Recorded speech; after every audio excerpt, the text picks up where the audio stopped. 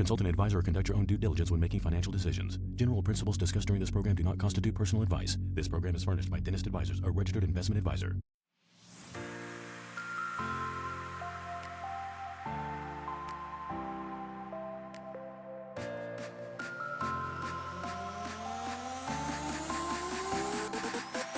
Welcome back to the Dentist Money Show, where we help dentists make smart financial decisions. I am Matt, and here with the Dream Team, guys. Here with the Brain, Will, and Hot Take Jake. How are you guys? I feel great. I'm ready to go. I love being here.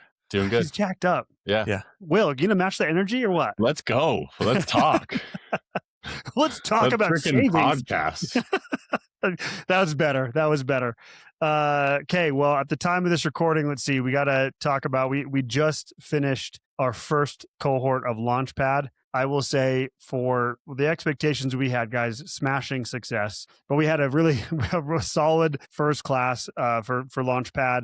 We are going to be re-releasing this in September for a second class. I don't remember the exact date. I want to say September 18th. We've made a ton of changes to this, all for the better. We've shortened the class overall. It's going to be 8 weeks this time. If you have any questions on this, you can go to dentistmoneylaunchpad.com to check out the information and sign up for the waitlist if you have any questions on that. So we'd love to have you. You guys were part of the Launchpad. Any thoughts you want to add to that? It was amazing. It was great. Yeah, I think we each had a course. I did insurance, was my little lesson, my class, I think we're calling, right, that I spoke on. It's fun. It's just great to get a deep dive on all these individual topics that we have. Great place to show up and ask questions and be interactive. It was fun. Yeah. Yeah, and it's low pressure, right? You can watch, if you can't make the live, you can watch the recording. I've always said, like, this is stuff that you should be learning in high school and in college and frankly in dental school, how to, just the FAQs and do's and don'ts of money, which you don't really, you have health classes and history classes, but they don't teach you how to invest or how to pay taxes or what a mortgage is. Like, there's just no basic, very few basic financial guidelines, which I think is an awesome foundation that Launchpad helps build. Yeah. That was the goal, and trying to build that. Everything we do as with this podcast, everything is a foundation of education, and that this speaks to that. So again, if you have questions on that, dentistmoneylaunchpad.com. Check it out. We'd love to have you sign up or just give more information on that. So let's jump in, guys. Today, this comes from a personal client story just recently that happened.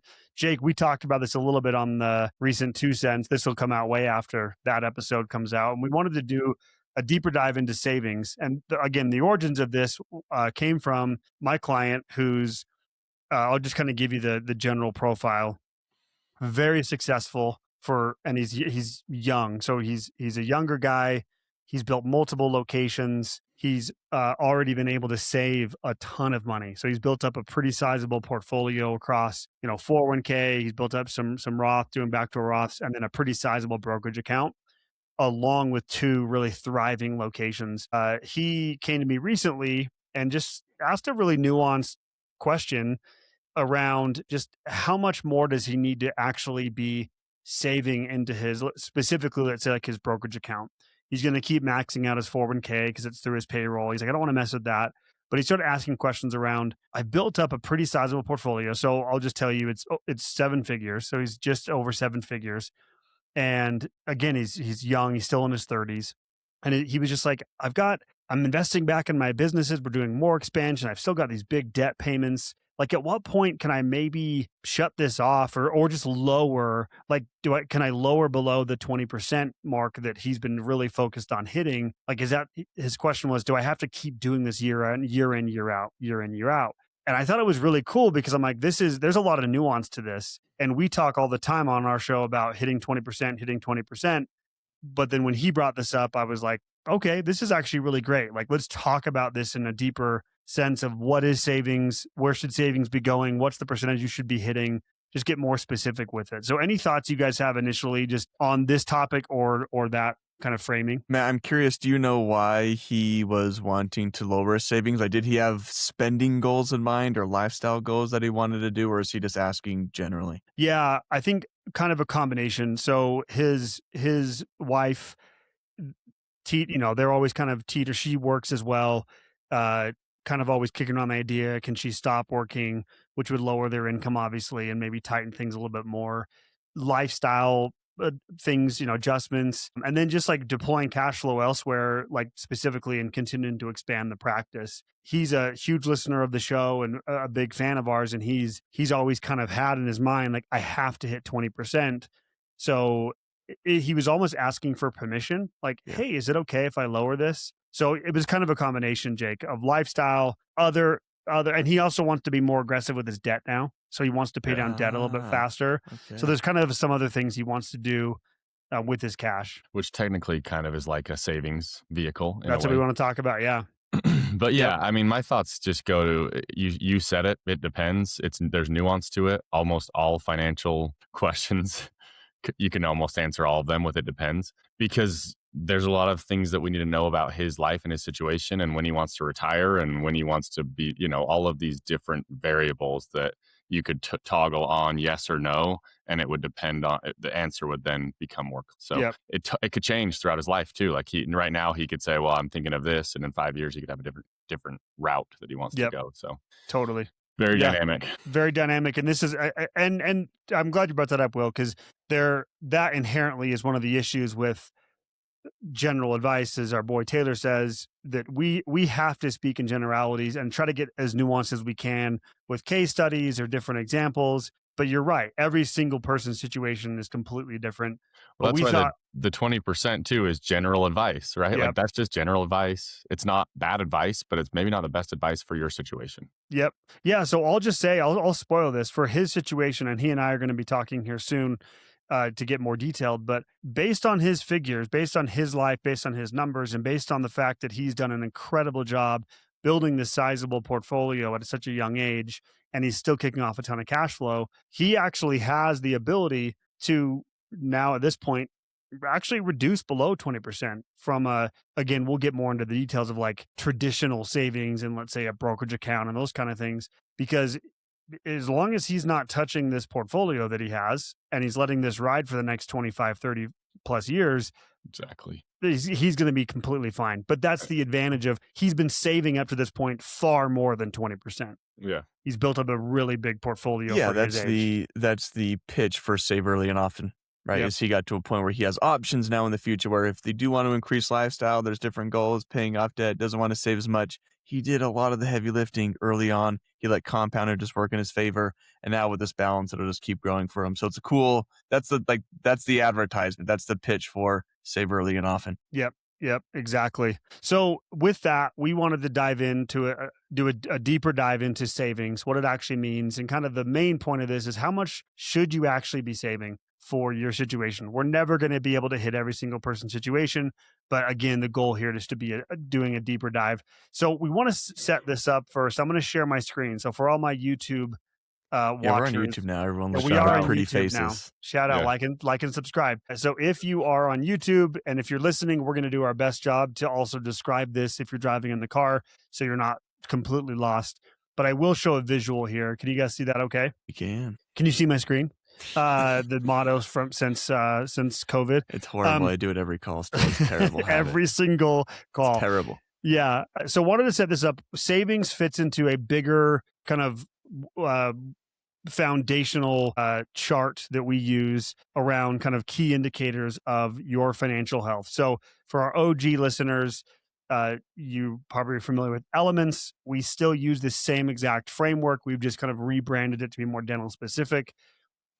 Freshen it up, we'll say, guys, with new colors and new names around each of these indicators. We call this our financial hygiene chart. So the hygiene chart, again, is these key indicators to deliver advice and organize our clients around the things that matter around their financial health. So we're trying to answer some key questions when it comes to this. So number one, am I using my income wisely? Number two, do I have the right mix of assets? Number three, am I protecting my wealth properly? And then number four, everything feeds into, am I on track to make work optional? Where savings fits is in the question around, am I using my income wisely? So, really what it comes down to is there's only four places to put your money. You can save it, you can spend it, it goes towards debt, goes towards taxes. Savings specifically is all around how much of your money is going towards your future self. Anything else you guys want to add to any of this? No, I don't think people realize that often of your money can really only go one of four places. Like that's it. This is Yep. not rocket science here. Savings, taxes, debt, or spending. Yep. We're going to talk about savings today, and we'll talk about that number and deeper dive into what savings means and where it should be going and try and give you as much nuance and context as possible. But that's the big one is saving. As I'm looking at those four cash flow numbers, if you want to call them, I think saving is the most important. If you have a really healthy savings number, I really don't care all that much what everything else is doing. Yeah, maybe with debt, like we can talk about that might be the one. But like really, if you have a healthy savings rate, everything else should fall into place for you. So yeah. Yeah, it's kind of the classic, trite cliche advice, but it's cliche for a reason of like pay yourself first, right? If you've taken care of your savings, kind of all the rest of your cash flow takes care of itself. So I totally agree. Will? I just think it's fun. It's always fun to get with a new client and go through that first like breakdown of here's what your cash flow looks like and here's how your personal like life fits into these four buckets and what percentages are going to each bucket. It's always super enlightening. It's like Jake said, it's not rocket science. It's more like a behavioral science, of course, but knowing those numbers, they're not super complicated numbers. You just have to know what they are, and it empowers so many other decisions in your life that you can then, decide how you want to attack them and how you want to go after either reducing spending, increasing savings, increasing income, figuring out if you're paying too much in taxes, if your debt is kind of hamstringing you, those kind of things. It empowers all of these decisions, but you got to know your numbers first. So if you don't know those numbers and you're not working with us, then that's where you start. Yeah. And by the way, this is all on our website, right? So you can go to our website. We encourage people, if you're doing this on your own, great. The information is not the value here. Like we put it all out there of how to calculate these things, how to put it all together. So yeah, it's a really great point. So as you said, the focus today being savings. I want to dispel a myth or kind of this rule of thumb that we hear a lot that's out there. Jake, you have data on this, I believe, just from your writing. Do you know roughly where the average savings rate is for the average American? Surprisingly, or maybe not surprisingly, it's stayed like the same for the past like 50 years. It has not moved. It hovers between 3 and 4%, pretty much always. Yeah. There was like a real big spike during COVID, which I think every graph is thrown off by COVID, but really like 3 to 4% historically is where America falls in average savings rate. And I think one of the inherent issues when it comes to, we talk about general advice, but when you talk, so I think there's kind of this myth out there that's like save 10%, you'll be fine. And if you compare this to the average, what you just said, the average American saving 3 to 4%, saving 10% if you're getting to that point you're killing it. Mm-hmm. You're killing it. The problem is the average American household is $80,000-ish a year. Yep. Roughly. Yep. Most recent numbers. Typical dentist, at least that we work with, is 4 to 5 times that. So to say, save 10% of your income, you'll be fine. That's just not the case. That's not going to work. Will, do you have any thoughts on that? Yeah, I mean, this is why being dental specific helps us, because there's reasons why dentists are different, and it's because you kind of get a later start. You have a more complex life. Like you said, you have higher income. You may have higher spending habits. You will. You will. Yeah. Just from data that we have. You do. Yeah. I said that once in a presentation and somebody like pressed me on it. I was like, just trust me. We see a lot of we have dental data, right? We can speak to that. Again, we have like our subset of clients that we work with, which is a growing sample size of dentists across the country. Our median spending last year was 20,000 about right? 19,000 per household per month. Yeah. Again, if you just look at median average numbers for Americans, it's about $7,000, $6,000 to $7,000 a month, and so it is far higher just from not only an income point of view, but a spending point of view from like our clients that we work with in the average American. Yeah, which there's nothing wrong with that, right? Like you're dealing with bigger numbers across the board. Bigger income means bigger spending in most cases. And this is always what gets people and it's, again, feels obvious, but the more you spend, the more you need and the less you have to save. And so it's this double-edged sword where it's like, yeah, you can spend more money because your income's jumped up, but then it's like, all right, well, actually you have to have a higher savings rate, which those are counterintuitive, because if you spend more than that percentage of burn rate goes up and the savings rate percentage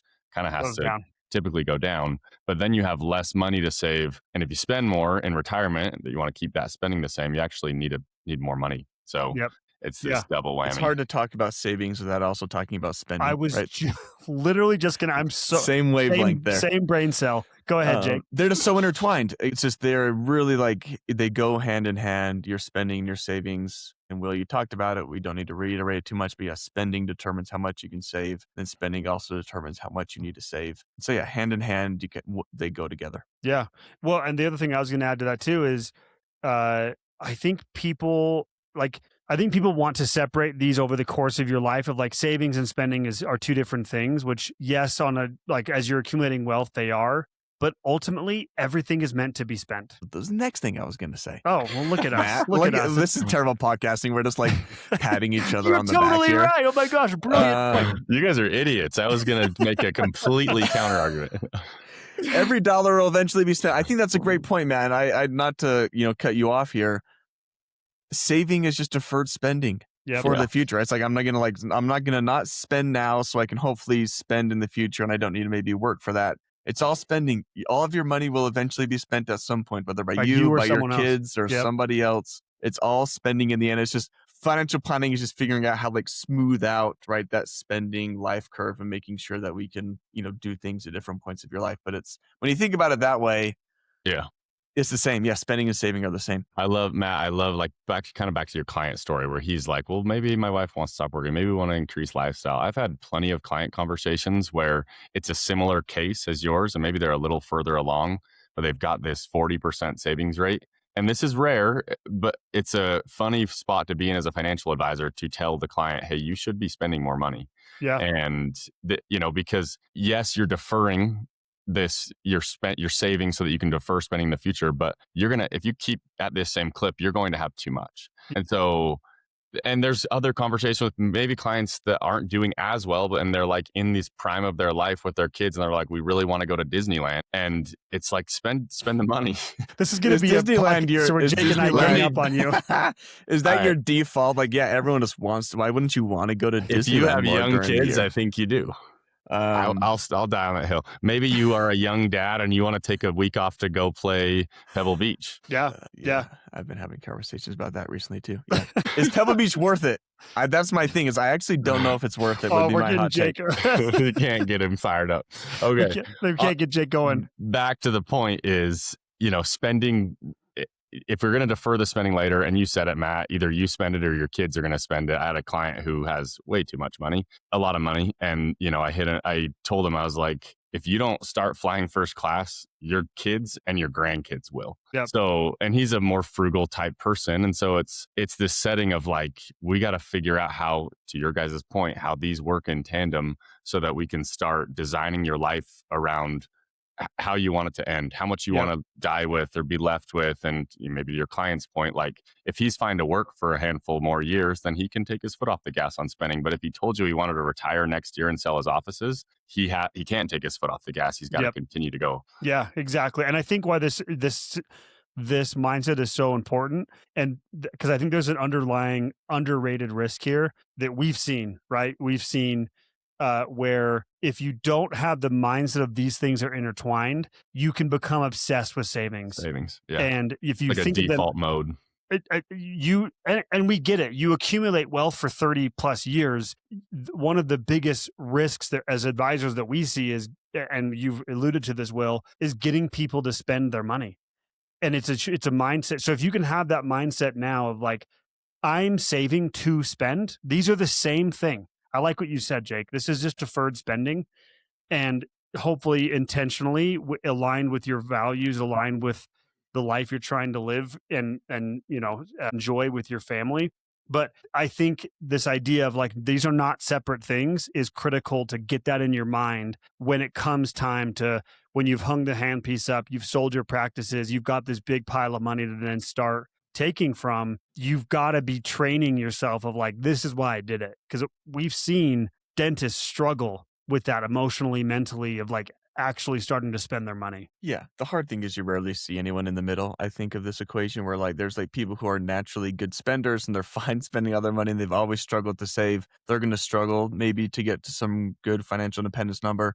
And then on the other end of the spectrum, you have the people who are really great savers. They save 20+%. You're talking about 40%, crazy numbers. and they're always going to have a hard time spending, even when they get there. It's those frugal habits that got them to an awesome place. Like, it's hard to distinguish those two, because it's like, I can't blame you for your frugality, because it's what got you here. It's made you successful. And it's hard to change our minds over time, which we can keep working on. But humans are interesting. That's the point, though, is you got to have having a healthy relationship with savings is a good problem to have, maybe. Sure. But you also have to have a healthy relationship with spending, and they're intertwined. Well, it's funny you're highlighting this, Jake. I've always said that this paradox it's created around this personality of the person who has the personality to retire early because they've been so frugal and they've saved is the same personality that will never enjoy it. Yeah. Right? Like, truly, the person who's like going to retire at 40 and be financially independent is not the personality that's going to be like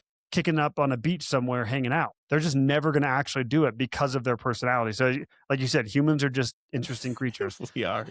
Let's jump to what actually counts as savings. So I think this gets mixed up sometimes. What do we count? How would we define savings? So this is long-term, right? This is kind of the point, right? It's always deferred spending, but we usually count it as long-term stuff. So in order to get credit, for the savings rate, the percentage that we put on your scorecard, we don't really give you credit for like saving into a savings account for a pool you're trying to build next year. That's so short-term that it doesn't count for savings rate. But if this is retirement spending, so of course any retirement account, 401ks, IRAs, HSAs, any long-term brokerage accounts that we think are going to be there for a while, obviously principal portion of debt pay down, so extra debt payments, which I think we can spend a little more time on, but that's essentially increasing your net worth by decreasing the amount of principal on your debt. And we'll give you credit for that in savings, because it's basically a way to save your money. Internal DA battles have been fought over that exact one. But Jake, I'm probably a miser. Like, the listeners are like, oh, this what counts as saving, what doesn't. I really think my definition would be any money you're putting into income producing assets, really. So that would be like any stocks you're buying, anything you're buying in the practice, and real estate. Really, that's it. Like, that's kind of like, if you're putting money into those things, I'll count it as savings. Anything else, like we have a list here, Matt, I think you put together, like paying off your car. I don't think that's just kind of later on spending. Like, Will, you mentioned the pool, saving up for vacations, saving up for a new couch or new carpet that you're getting. I even include in this like children future costs, like savings, like saving for college, saving for weddings, saving for kids' cars. Like, I would not include that. Like, that is deferred spending that is not going to your own retirement. You're not retiring off those assets. Any 529s or minor Roth IRAs you're doing for your children, it's kind of your kids' savings. That's not your savings. So I actually wouldn't even put that on there. Yeah. Am I being too much of a Scrooge here? No, we've talked about this of like, we want to show that our current belief on something like that is, we just had a review of this as we're building out this new kind of revamped scorecard, is we still count kid savings in like the savings number, but we would not count that in your retirement readiness number. We would remove it from that, because it's not, to your point, Jake, it's not going to you in the future. You've just designated that for your children. There's nothing wrong with that at all. It comes down to where you want to put your money. And if that's the case, great, but we have to look at that with some nuance. The same thing with extra debt payments. I technically would look at that as savings. And here's the distinction I would make. Regular debt payments, like your standard payment, let's say your building loan right now is $5,000 and you're paying $6,000. The $5,000 cannot be turned off. You can't just say, I'm going to stop making that payment, which means that's not savings. But the $1,000 extra can be turned off at any point and put somewhere else. I would count that as savings. But we've battled this internally. Do you guys have a different view on that? My caveats would be, I actually wouldn't include like student loan extra debt payments towards savings, because you're not building equity in an asset that you're going to use for yourself down the road. So sorry. I mean, it's a good thing to do. Like, if you want to make extra debt payments to your student loans, do that. It's a good like financial move. I just wouldn't put it in your savings rate percentage. Same with a house. I'd probably be picky on, where it's like extra house debt payments is, we're usually never accessing that equity. You have to have somewhere to live. You're going to pay it off eventually. I wouldn't put that in there. But back to your point, if you're making extra debt payments on a practice building, mortgage that you have, or maybe an investment property, I would account those because you're building equity in an income producing asset. But maybe the student loans and house, I don't think I would. I'm smiling because of how you guys remember the battles we had 7, 8 years ago in the old office up in the original nest with all of us having these conversations. There's so many I truly say I say fun discussions we'd have of we were getting heated, but not really. It was just kind of we were having our opinions, but it just makes me smile thinking back to that. Go ahead, Will. I'll just say usually we want, if in a real client scenario, we're usually trying to have a client hit 20%. Again, that's kind of the blanket percentage that we're trying to have people hit. And it's unique in each case, but we usually try to have somebody hit 20% before we discuss the extra debt payments. Usually the extra debt payments are not the core plan unless it's a really unique case. Usually we want to save into, like Jake said, income producing assets or long-term retirement assets first. Then if there is extra above the 20, then we can get creative with where it wants to go. Yep. Yeah. Go ahead, Jake. No, I agree. Yeah. Don't have anything to add there. I think I like that income producing assets. I think a really simple way to look at this too is if you're out there doing this on your own, totally great. If you're thinking about how to categorize this, I've always said too, really high level, is this something that's increasing my net worth, right? With this excess cash. So if you look at, but even that gets tricky because student loans technically does. Well, student loans increases your net worth. Home. Yeah. So that's here's what I'd say. That's where you start, and then you have to kind of filter from there, right? So the reason I bring that up is we hear this a lot from people who say, well, I'm saving for this big vacation to Disney World, not Disneyland, but Disney World. Let's go. Yeah.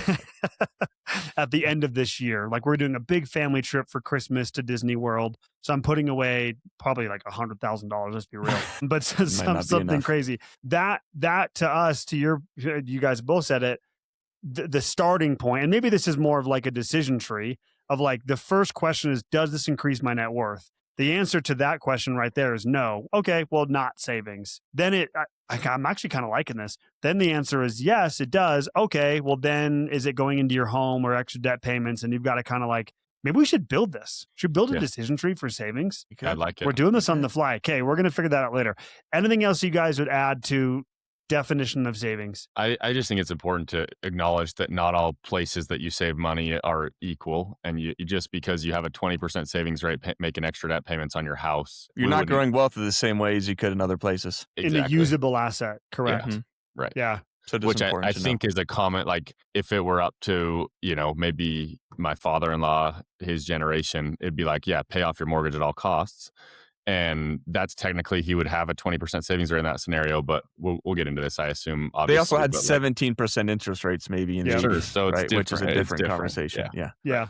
So true. Which, Jake, you're flexing a 2.9, sure. I think. He was honest about it. Again, my caveat is I did not do anything to get that. The universe gifted me that when I decided to buy a house, just straight luck. Yep. No, I think that these are great distinctions to make. And again, we're highlighting this is really nuanced and not as simple as it seems.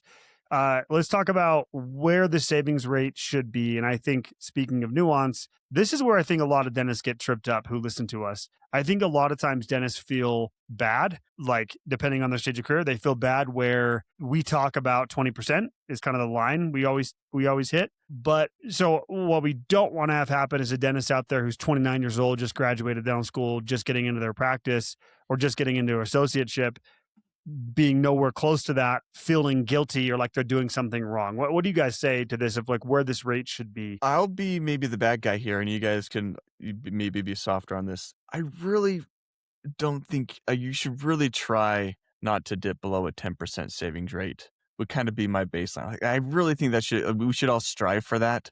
It's no matter what's happening in our career stage or lives, and it's going to come and go. I kind of like 10% as a baseline. I think most dentists should be able to save 10% of their income pretty much at any point in their career, even just starting out. I like that 10% is let's shoot for this as a baseline.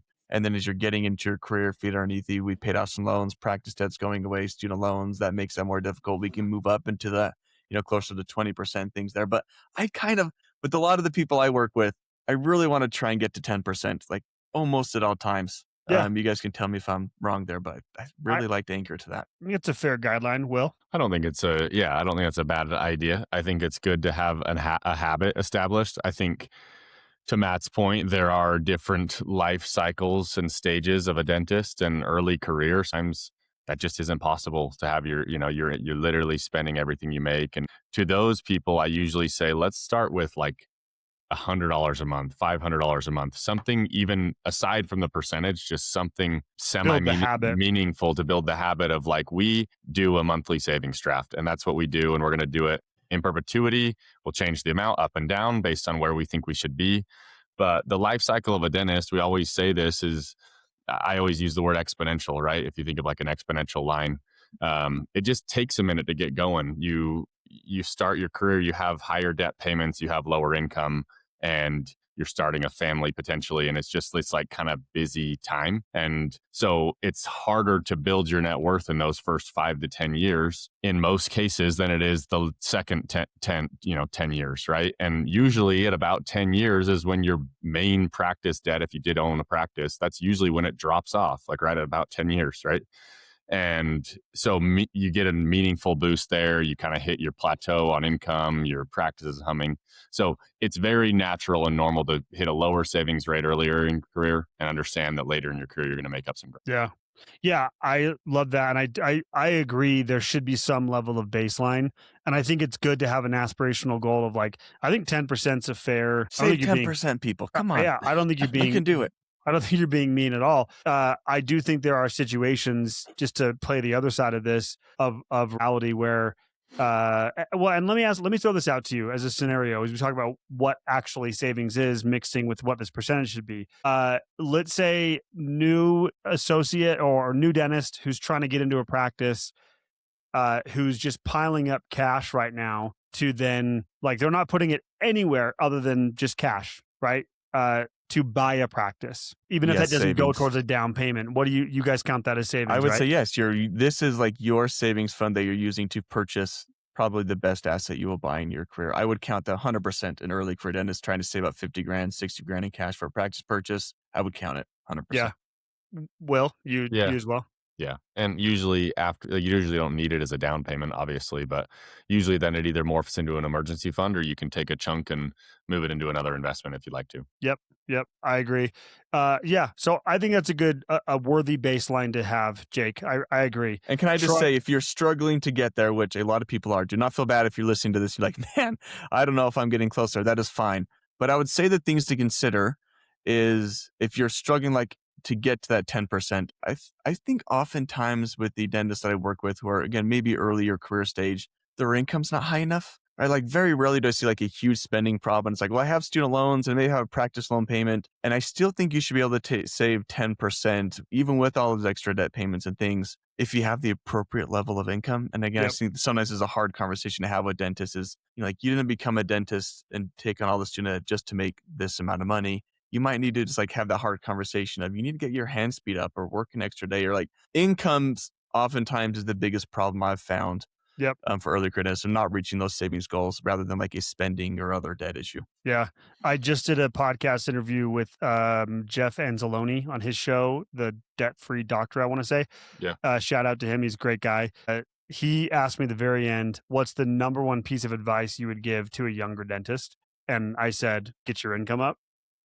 Did I nail that? Would you guys, based on what you're saying, Jake, I'm kind of like, yes, we're on the same page. I was like, grow your income early and often. That should be your focus. Easier said than done. I would just say, maybe I even throw out concrete numbers here. Like, I'll talk to some dentists, like, you kind of did not go to dental school and do all this work to make $200,000 a year. Yeah. Right. Especially with where student loans and things are these days, you kind of need to make more to make everything fit financially. And so, yes, increase your income. That should be your focus. That's the engine that's going to drive all of this anyways. If your income stays lower throughout your career, you're always going to be fighting this battle to increase spending and savings, and it's going to be tough. Dirty secret of personal finance: easy to save when you make a lot of money. All right. That's just the thing there. Yeah, it's so true. They don't tell you that in your CNBC article. Or like, cut out on your lattes. Just like make a lot. Like the people who save a lot tend to make a lot, unfortunately. It's kind of true. It's kind of true. I'm actually glad you guys went here because the whole point, like you kind of alluded to this, Will, of like that back half of career, you're putting away a lot more money, your loans are paid off. But the whole point of this as a dentist is you're building up this engine, right? Being hopefully your practice. We really advocate for private practice ownership. But the whole point of this when it comes to saving and investing that wealth outside of your practice is really to de-risk your position over time and to make it where you're not getting to a place where you are trying to make work optional, trying to retire, and 80% of your life or your balance sheet is in your practice. Like that's kind of the whole point of this. And I think that's what you're saying, Jake. Like, can you get 10% early and then grow it from there to that truly is a de-risker over the course of your life and career. If You're you can do hedging that. against your like a sickness coming or your body breaking down. Like we may plan on working till 60 or 70, but sometimes our bodies don't always cooperate and the landscape changes. And yes, saving is a form of risk mitigation. You're building up assets so you're not reliant just on your business. Yep. Yeah, definitely. Will, you alluded to this, but we've kind of talked about kind of the three big buckets, but where should savings actually be going?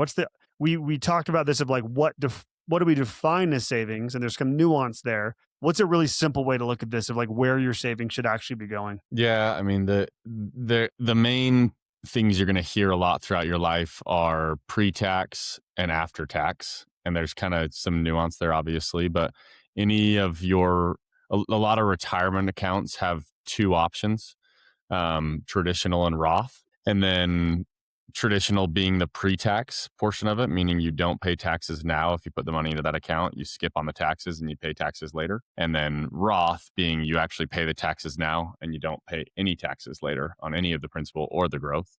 Those are reserved for 401ks and IRAs, basically. And there's limits on how much you can put in each year. And again, it's a very nuanced conversation with your planner and your CPA around which one you should be doing, when and why, and obviously running scenarios on that.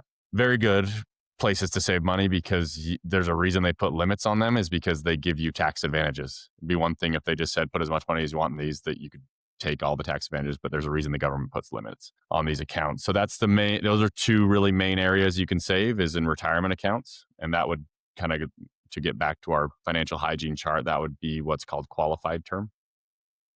And then the other place you can save is really just after tax accounts, right? Like brokerage accounts. This is for if you're trying to put money into the stock market or bond market, you can have an after tax account that's a brokerage account. You pay tax on it.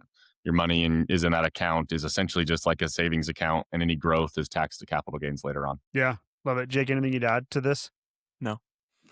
No. I'd say we're such big proponents. Like people ask us a lot, why are we such big advocates for the stock market? Let's say there's only three places you can invest your money broadly: private markets, public markets, and real estate. Why are we such big proponents of the public markets within these vehicles you're talking about, Will? The answer to that is because the typical dentist practice owner who's mid-career is so over-indexed already in private businesses being their practice and then real estate, usually their home, and then often they'll own their own building. And so for you to catch up and balance out that, that net worth statement takes a long time. Will, you just said it. There's limitations on how much you could even put into these accounts. This is why a brokerage account is, I think, one of the most, if not the most underrated tool in the tool chest for a dentist of building up those assets. And again, de-risking your overall position and maximizing your options down the road. We're such big advocates for this.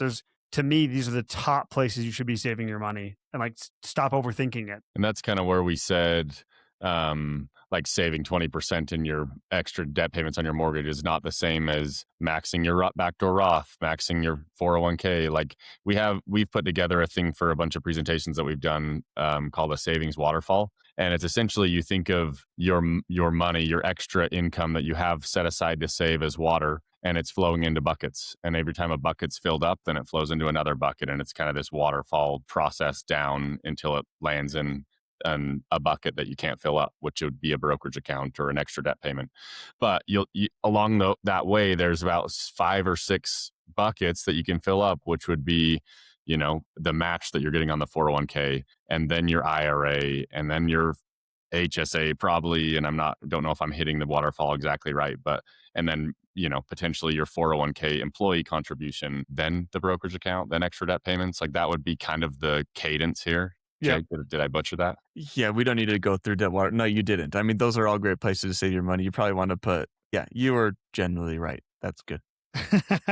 Again, nuance. It's not like Yeah. it's not a one size fits all thing that you should follow every year of your life, but there's some reasons why you would follow a structure similar to that. Well, and to Jake's point earlier, like the goal is that you're going to be making enough money as a practice owner that you would, yes, you'd follow this waterfall, but you're going to fill up the buckets of retirement accounts ideally each year and then have excess funds to left over to invest elsewhere, which in our opinion, more times than not, it's going to go into a brokerage account. Super underrated tool there. Brokerage accounts are awesome. Yeah, brokerage accounts are incredible ways to balance out your overall net worth statement when you've got so much sitting in your practice and your, like let's say your building.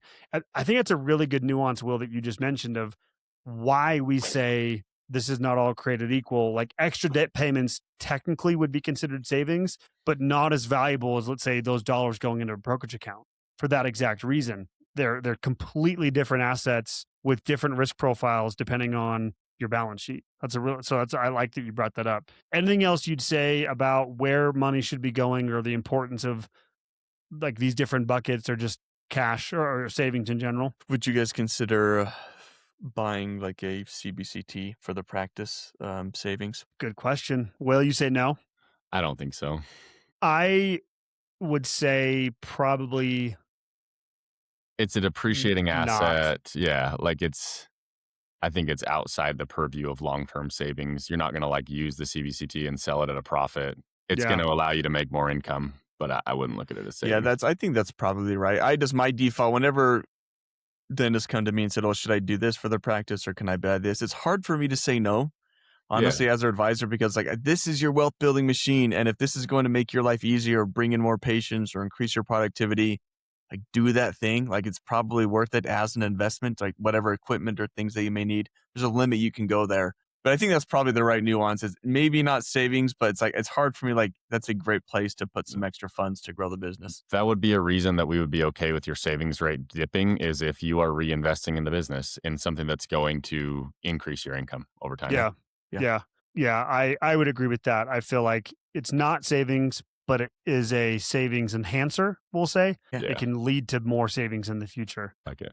So the only other thing I'll add is there's, again, I didn't mention this, but money that you put away in retirement accounts, you can't touch till you're 60. And this is why we're big proponents of a brokerage account is it's liquid. You can access it. You can use it for a lot of different reasons. It's meant for the long term, but it can be used throughout your life to help. Take a loan against it. Yeah. The reins. You could be your own bank, I dare say. Most retirees, you're only paying like 15% at most on that. Like it's pretty awesome. Brokerage accounts are awesome. Mm-hmm. Okay, let's talk. Will, you alluded to this earlier a little bit, Jake. You've mentioned this too around like this is a behavioral problem more than anything. Oftentimes, it could be an income problem and you got to focus on that. But oftentimes we see where dentists are not saving enough. A lot of times this comes down to the behavioral side. What are your guys' thoughts on this of what holds dentists back from being able to actually hit the numbers that we highlight? I don't know. Savings is hard. Right, I talked about those numbers. Like Americans average is 3 to 4%. That's brought up by the high savers. The median savings rate in America is 0. Right, so the middle person in America is saving nothing.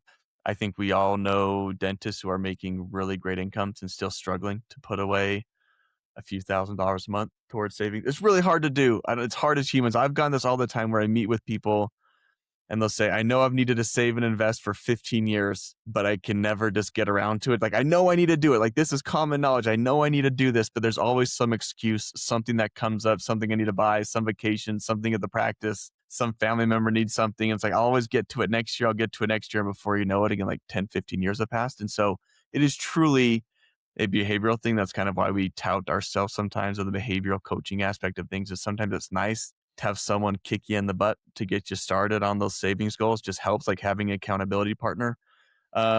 There's probably a myriad of reasons why people don't save, but like first and foremost, it's just hard to do. It's hard for us to build the habit of setting money aside. Yeah, well, I totally agree. Will? Yeah, it's perfect because I mean, everyone every time there's always a long list of reasons that you shouldn't save, and there's a lot of things you can spend your money on, or you can just leave it in cash. Like there's always ways that you can like avoid savings, and it's more comfortable maybe to not have to save.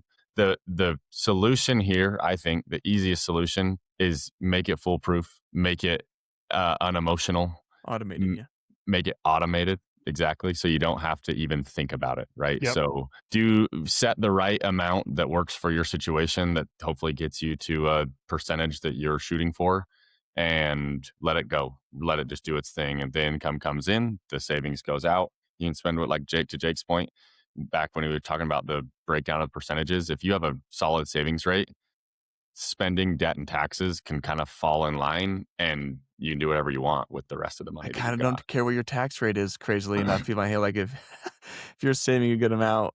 Anyway, that's a whole different conversation. But yeah, there's one of my favorite simple lines from my favorite show of all time, Shrinking. Shout out. Favorite show of all time, huh? It is. I stand by that. I die on that hill. Shrinking is incredible.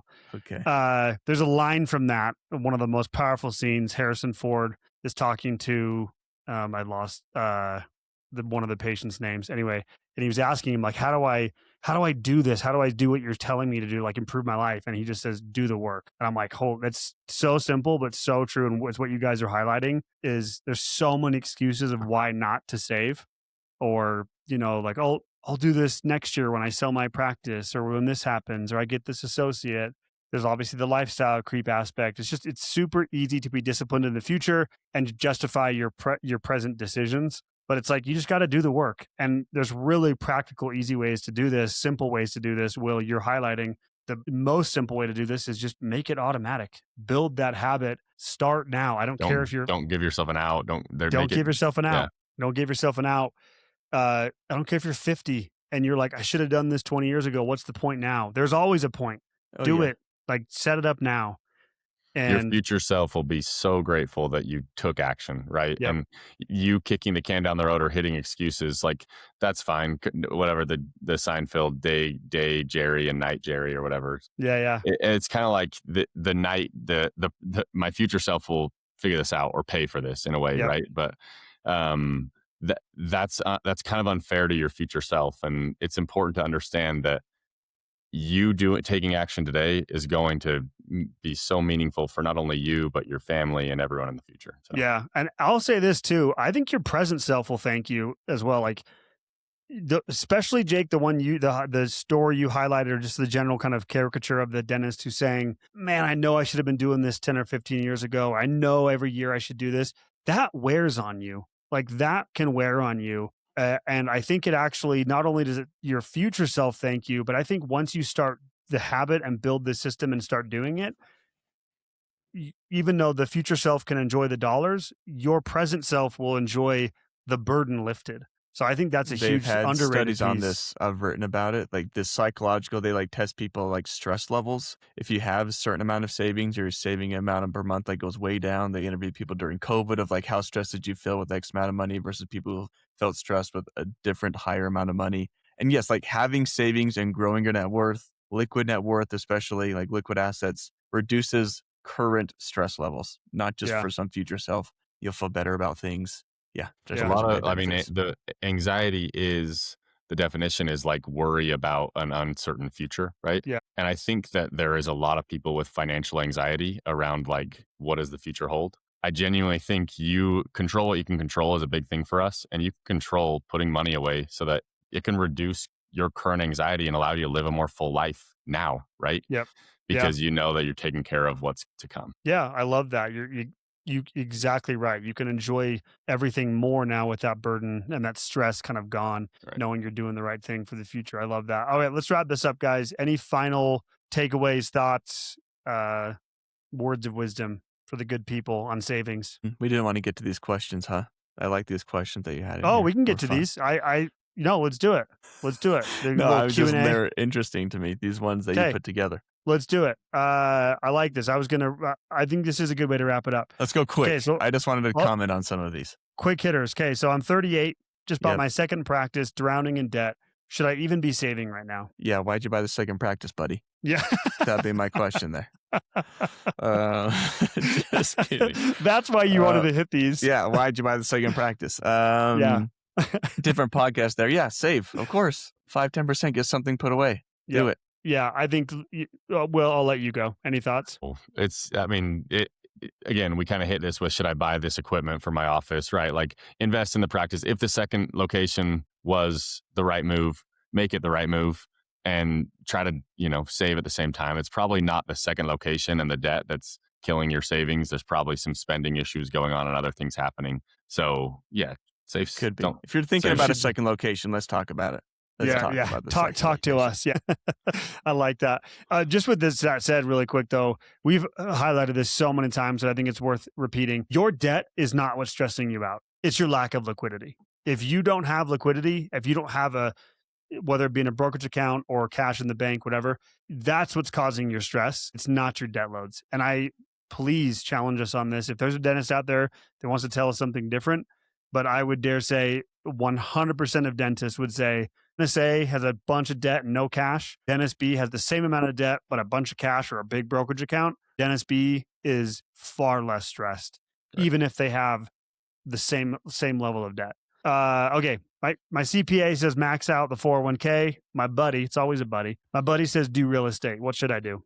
Yeah, max the 401k. I'll just give my 401k spiel here. They're incredible. 401ks are awesome. Of all the fancy tax benefits and strategies out there, I'm just going to tell you right now, none of them beat a 401k. Just going to say that. They don't. And yes, there's awesome, we are not anti-real estate. Invest in the investment property if you want to do that. That's awesome. I'm saying from a tax point of view, if you're trying to save money for the future and save on taxes, 401ks are incredible. It's the only place where you can get a tax benefit and hold on to your money. That's the key. You kind of can with real estate in some small scenarios. You can usually, again, we don't need to go into the whole real estate tax deduction up front, cost segregation type of deal. But I'm telling you, a 401k is going to do the job for you better than that real estate property. From a tax and savings point of view, if you just like a property because you want to invest in it, great, do that. But 401ks are awesome. Yeah. Will, any thoughts? I will say that sometimes the advice you get from your CPA can be advice tailored to reduce your tax liability. And so maybe maxing the 401k isn't the right move for you. And it's more of just, it's not that real estate would, if you're giving an option A or B to this question, yeah, we would probably say max the 401k.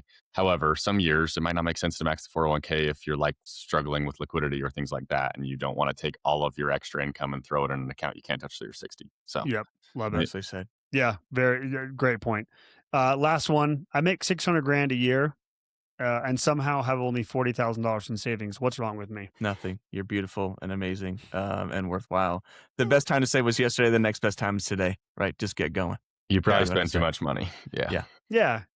There's nothing wrong with you. It's not a character problem. It's not a character issue, but there certainly are balance sheet issues or income state issues we'd need to evaluate. And chances are you spend too much money. Yeah.